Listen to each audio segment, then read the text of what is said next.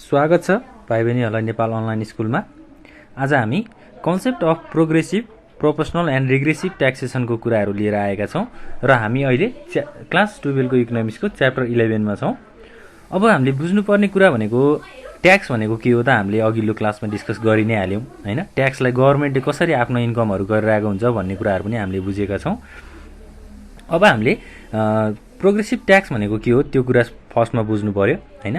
Progressive tax भनेको चाहिँ यसलाई हामीले डेफिनेसनबाट भन्दाखेरि चाहिँ के भन्न सकिन्छ त, if the tax is imposed according to the level of income of the taxpayer। Tax पेयरको इन्कमको लेभल अनुसार उनीहरूले ट्याक्स तिरिरहेको छन् भने यस्तो खालको ट्याक्सलाई प्रोग्रेसिभ ट्याक्स भनेर भनिन्छ हैन। It is the system in which the rate of tax increases with the rising level of income। Level of income के भनेको छ त, इन्कमको लेभल राइज हुने अनुसार चाहिँ त्यो अनुसार चाहिँ अब ट्याक्सहरू उनीहरूले तिरेका छन् अथवा त्यो पर्सेन्टेजको त्यो रेटको अनुसार चाहिँ ट्याक्सहरू तिरिएको छ भने त्यस्तो खालको ट्याक्सलाई प्रोग्रेसिभ ट्याक्स भनिन्छ। अब यसलाई हामीले इक्जाम्पलबाट एउटा टेबलमा हामीले रिप्रेजेन्ट गरौँ हैन। त्यो रिप्रेजेन्ट गरिसकेपछि हामीले यसलाई बुझ्नेछौँ। जस्तै एउटा टेबल फर्म भयो, त्यसपछि अब इन्कमको कुराहरू गरौँ। फर्स्टमा इन्कम भयो, त्यसपछि ट्याक्स रेट र टोटल ट्याक्स अमाउन्ट।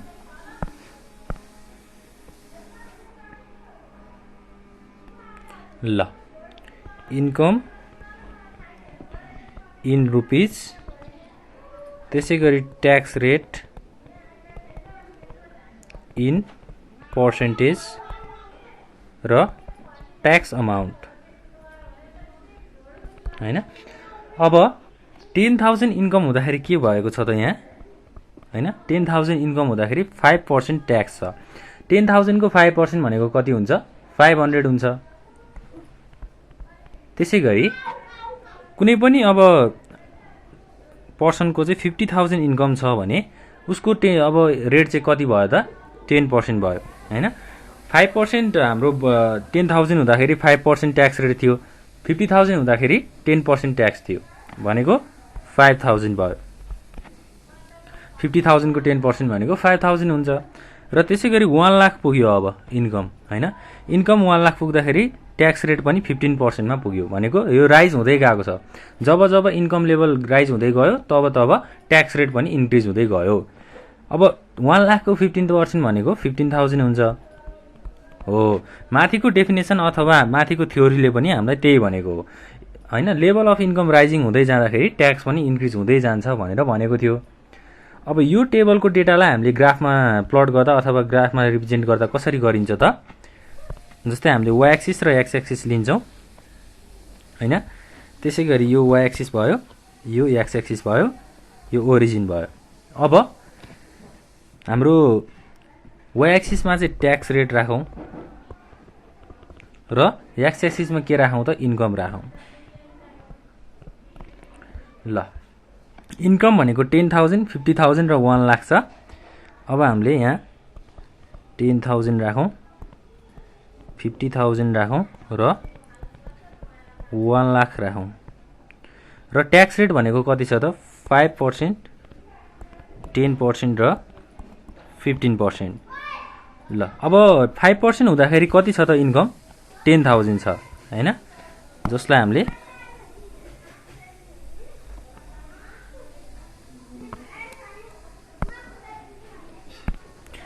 5% हुँदाखेरि चाहिँ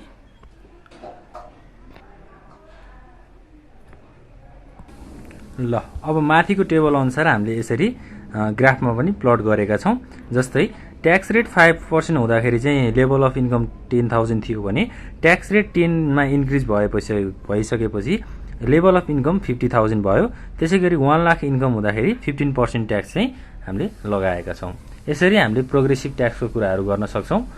अब हामीले डिस्कस गर्ने भनेको अर्को मेरिट्स अफ प्रोग्रेसिभ ट्याक्स हैन। मेरिट्स भनेको के हो त? एडभान्टेज। Progressive tax advantages. अब फर्स्टमा के छ त? It is equitable because rich people pay more than poor. किनभने अब धेरै धनी मान्छेहरूसँग उनीहरूको लेभल इन्कम धेरै हुन्छ हैन, पैसा धेरै कमाइसकेपछि उनीहरूले ट्याक्स पनि त्यही अनुसारको तिर्छन् र गरिबहरूको अब इन्कमहरू थोरै हुन सक्छ हैन, त्यही भएर उनीहरूले पनि ट्याक्सहरू त्यही अनुसार तिर्छन् र यसले के गर्छ त? एउटा इक्विटेबल हैन, एउटा इक्वल बिहेभियर चाहिँ सो गर्छ। त्यसैगरी सेकेन्डमा छ, सेकेन्डमा चाहिँ अब it is productive as it it's more revenue. It is productive as it it's more revenue भनेको इन्कमहरू धेरै हुन्छ गभर्नमेन्टलाई भनेको है। त्यसै गरी थर्डमा जाउँ, it is elastic in nature हैन। ल प्रोग्रेसिभ ट्याक्स चाहिँ इलास्टिक हुन्छ भनेर भनेको छ। यो भयो हाम्रो प्रोग्रेसिभ ट्याक्सको एडभान्टेजको कुराहरू। अब हामी जान्छौँ प्रोग्रेसिभ ट्याक्स पछि अब यसको डिमेरिट्सको कुराहरू पनि गरि नै हालौँ हैन। मेरिट्स भइसकेपछि डिमेरिट्स पनि हेरौँ। Demerits of progressive tax. फर्स्टमा के आउँछ त? It reduces the saving and investment. Saving र इन्भेस्टमेन्ट चाहिँ प्रोग्रेसिभ ट्याक्सले घटाउँछ। किनभने अब इन्कम लेभल धेरै भयो भने ट्याक्स धेरै अमाउन्टमा तिर्नुपर्छ। ट्याक्स धेरै अमाउन्टमा तिरिसकेपछि सेभिङ गर्न सकिँदैन, इन्भेस्टमेन्ट गर्न सकिँदैन। त्यसपछि सेकेन्ड नम्बरमा छ, there is greater scope for tax evasion in the case of progressive tax. Progressive ट्याक्सको कुरामा चाहिँ के हुन्छ त? अब ट्याक्सको इभेसनको स्कोप चाहिँ धेरै हुन्छ हैन। यो कुराहरू चाहिँ हाम्रो डिमेरिट्समा छ। अब हामी जान्छौँ प्रोपोर्सनल ट्याक्समा है। नेक्स्ट टपिक भनेको प्रोपोर्सनल ट्याक्स। के हो त प्रोपोर्सनल ट्याक्स भनेको? If the rate of tax is impose at the same rate to all class of people irrespective of their income level it is called proportionate tax. भनेको अब income level सबैको एउटै धेरै थोरै भए पनि ट्याक्स रेट चाहिँ एकदम एक्ज्याक्ट हैन, ट्याक्स रेट चाहिँ इक्वल राख्ने प्रोसेसलाई चाहिँ हामीले प्रोपोर्सनल ट्याक्स भनेर भन्छौँ। अब जस्तै अब माथि हामीले इक्जाम्पल लिँदाखेरि अब 10,000 हाम्रो इन्कम थियो भने 5% ट्याक्स थियो, 50,000 इन्कम थियो भने 10% ट्याक्स थियो, बढ्दै गएको थियो। यो केसमा के हुन्छ त? हामीले अब टेबलबाटै बुझ्दा पनि हुन्छ यो कुरालाई। जस्तै टेबल एउटा ड्र गरेर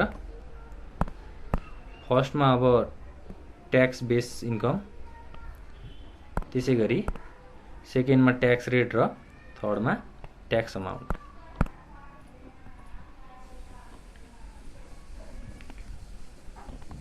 tax base income, tax rate र ट्याक्स अमाउन्ट।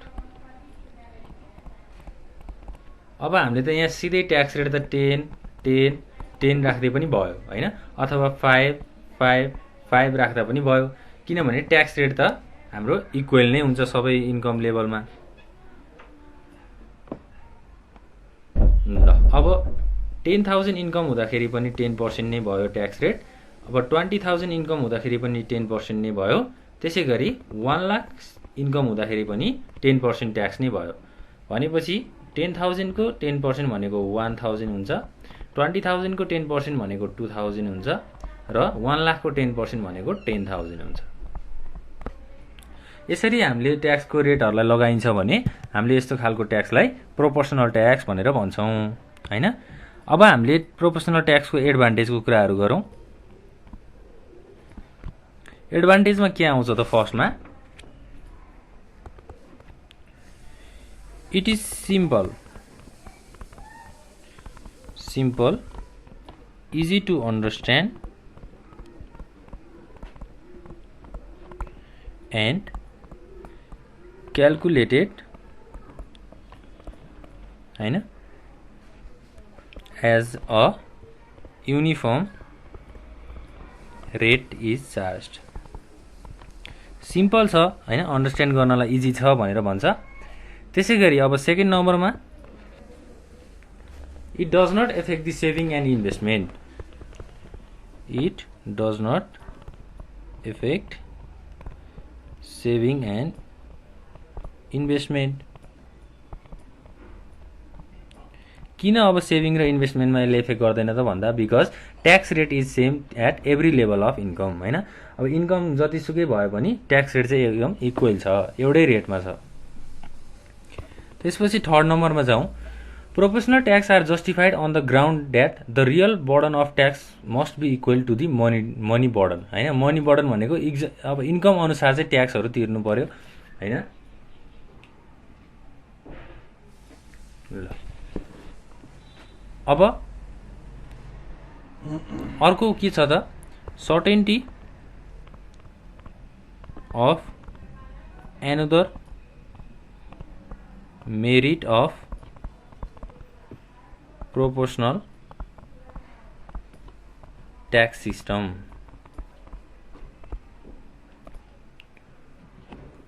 अब ट्याक्स पेयर र गभर्नमेन्टले चाहिँ के बुझ्न सक्छ त कति अमाउन्टमा ट्याक्स तिरेको छ भनेर बुझ्न सक्छ हैन। अब प्रोपोर्सनल ट्याक्सको डिमेरिट्सको कुराहरू गर्दाखेरि चाहिँ डिसएडभान्टेज भनौँ।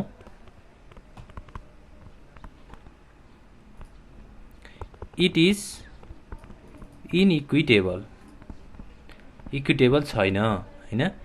इट इज इनइलास्टिक, इलास्टिक पनि छैन हैन। It can not bring social justice, social justice पनि ल्याउन सक्दैन हाम्रो प्रोपोर्सनल ट्याक्स मेथडमा। ल अब हामीले डिस्कस गर्ने भनेको अर्को के छ त रिग्रेसिभ ट्याक्सको कुराहरू छ। रिग्रेसिभ ट्याक्स हैन। अब यसलाई पनि हामीले हाम्रो टेबलबाटै बुझ्दाखेरि चाहिँ के बुझ्न सकिन्छ त भन्दा इन्कम लेभल जसको थोरै छ उसलाई चाहिँ धेरै अमाउन्टमा चाहिँ ट्याक्स लगाइन्छ भने त्यस्तो खालको ट्याक्सलाई रिग्रेसिभ ट्याक्स भनेर भनिन्छ हैन। If the high rate of tax is levied to the lower income class and low rate of tax to higher income class it is called regressive tax. जस्तै अब हामीले एउटा टेबलबाट हेरौँ।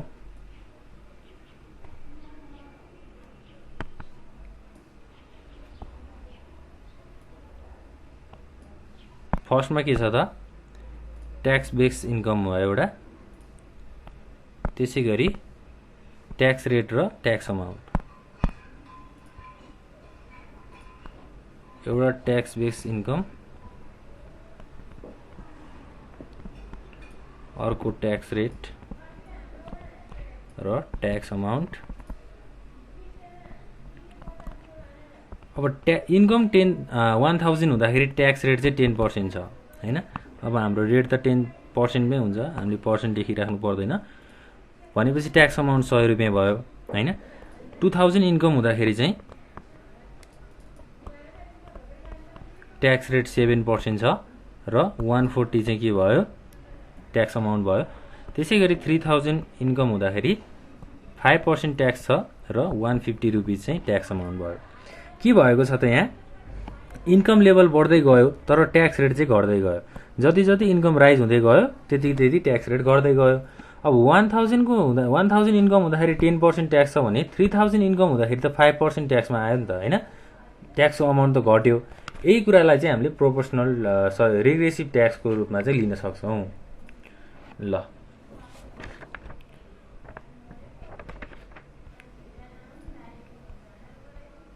अब यो कुराहरूलाई पनि हामीले ग्राफमा प्लट गर्न सक्छौँ र यसलाई पनि हामीले ग्राफमा प्लट गर्न सक्छौँ। अब हामीले ग्राफमा प्लट गर्ने त इजी तरिकाहरू छ हैन। अब वाइ एक्सिस र एक्स एक्सिस ड्र गर्ने, त्यसपछि अब एकतिर ट्याक्स रेट, वाइ एक्सिसमा ट्याक्स रेट राख्ने, एक्स एक्सिसमा ट्याक्स बेस इन्कम राख्ने, त्यसपछि अब ट्याक्स इन्कम जति छ त्यसको रेटमा चाहिँ हामीले ग्राफमा प्लट गर्न सक्छौँ। ल अब आजको क्लासमा चाहिँ हामीले डिस्कस गर्ने टपिक भनेको यति नै हो हैन। हामीले नेक्स्ट क्लासमा चाहिँ अब गुड ट्याक्स सिस्टम र क्यानन अफ गुड ट्याक्सको कुराहरू गर्छौँ, क्यारेक्टरिस्टिक्सको कुराहरू गर्छौँ। यति भन्दै आजको क्लास चाहिँ यही हुनुहुन्छ। Thank you.